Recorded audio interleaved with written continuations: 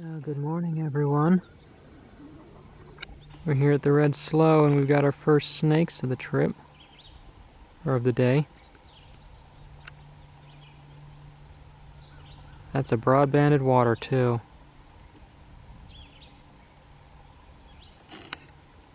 I found the slough to be a bit of a conflicting place. It's pretty easy to spot snakes. Water snakes are everywhere, but getting your hands on them is a little bit of a different story.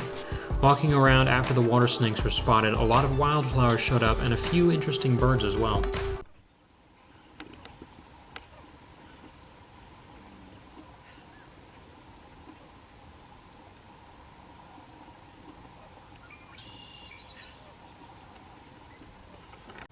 And your ubiquitous red-eared slider hanging out there.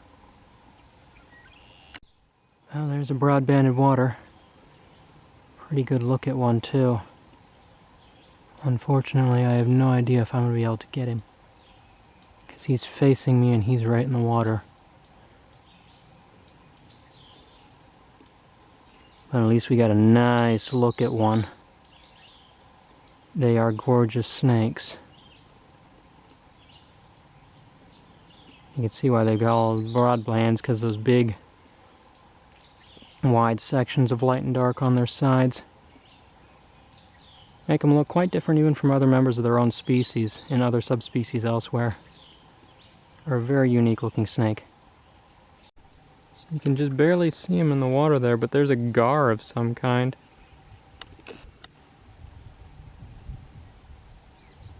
Just a little guy, not very big. I thought there was a snake in the water, but I guess it's just him instead.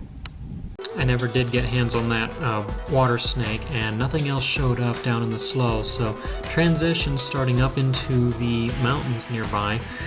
Several hours of driving around and seeing absolutely nothing other than a few beautiful wildflowers. Finally at the ridgetops, stopped in a couple places to see if I could find stuff, and some things popped up. Not always the easiest to catch though.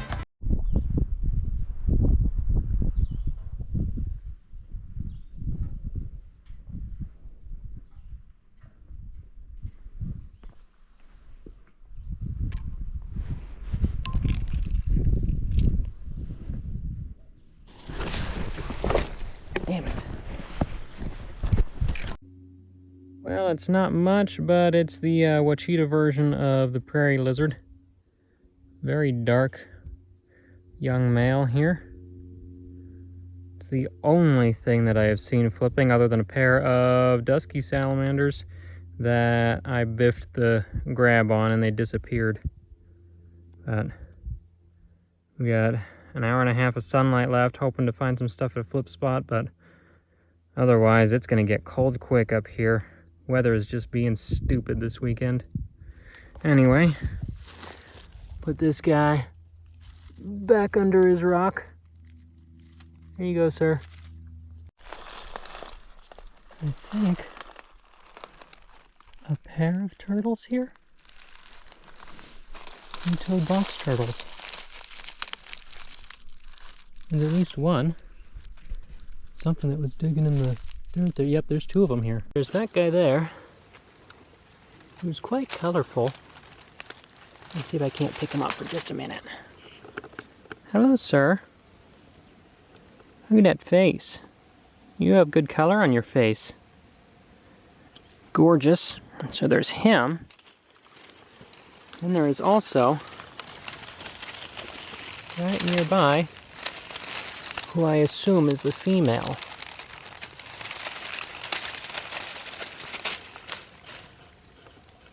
She's a lot duller colored. Has the bigger shell and convex plastron, so that's the female. So just put her back in her little spot there and leave these two to it, because they're probably gonna get to breeding in a short bit here. That'll be cool. Alright, might have biffed it with other salamanders, but if you want to see something real fun, there's a bunch. 1, 2, 3, 4, 5, 6 rich mountains, all scrambling away. They definitely don't want to stay still, but this spot is definitely not unreliable for these guys. Look at them all.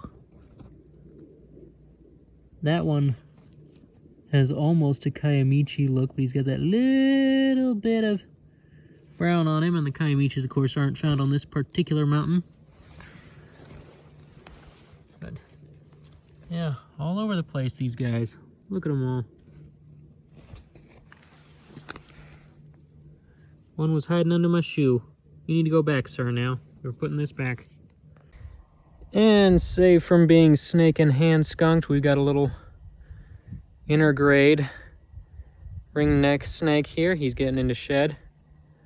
Intergrade because we're kind of at the meeting point here between Mississippi and prairie ringnecks. Where are you going, dude? Where's your head? There's your head. Tiny little guy. All right, back under his rock. All right, this is something completely different and related to what we found earlier in the week. This is a southern redback salamander, I believe. So that is a new species related to the Ozark zigzags that we saw in a previous video. Very tiny little plethodonids, lungless salamanders. Beautiful little stripes that go down their back. And they don't get much bigger than this either, unlike the rich mountains here, which would eat these guys. How cool. Whoops. And he's about to go back under his rock, so we're gonna let him.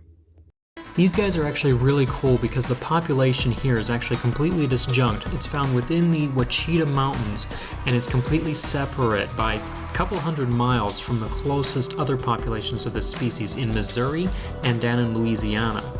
These guys come in a couple of different color forms too, much like their relative, the northern redback, where there's a leadback phase where they don't have red, but instead a very dark gray blackish back, or silverback phase as well, where it comes in this light silvery stripe down the back instead of red. They're typically most commonly seen in late winter to early spring when they're on their migration for breeding, and otherwise only pop up occasionally after heavy rains. These guys really are everywhere over here. It's almost not worth looking for them because they're just a dime a dozen. But this guy's a pretty good size one here. Not going to keep him up too long, but what a pretty brown back. All right, back into your rock, sir. Bloop. There he goes. All right, not a snake, but that is the biggest striped millipede that I have yet seen. Seen quite a few colorful millipedes before around here, but that guy might be a good 4 inches long if he were stretched out. Look at those colors. All right, we'll put his log back now. Evening falls and the Pioneer Cemetery is absolutely full of penstemon.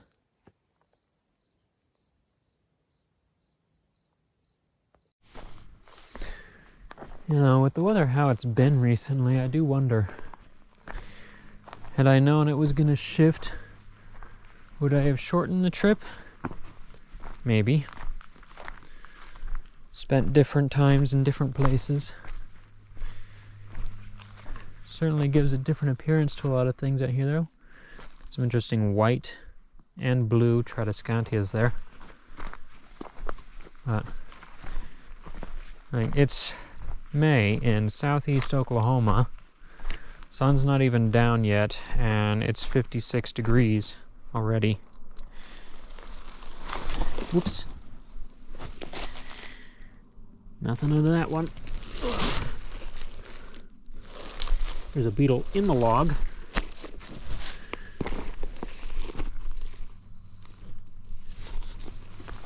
But yeah, weather has not been cooperative.